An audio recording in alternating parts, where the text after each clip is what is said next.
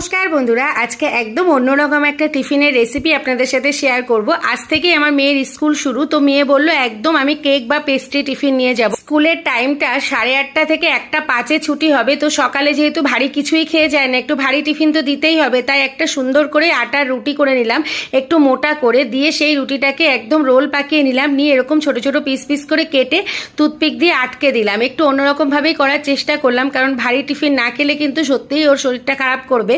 এর অনেকদিন পরে স্কুল যাচ্ছে, রুটিটাকে এরকম টুথপিক দিয়ে আটকে আটকে দিয়ে কড়াইতে একটু তেল দিয়ে, অল্প তেল দিয়ে এপিটোপিট করে খুব সুন্দর করে ভেজে নেব, যাতে ওটা একদমই কাঁচা না থাকে। এবার একটা ডিম আমি ফাটিয়ে রেখেছিলাম নুন দিয়ে, সেই ডিমের গোলাতে ডুবিয়ে আবার তেলের মধ্যে একটু করে হালকা করে ফ্রাই করে নেব।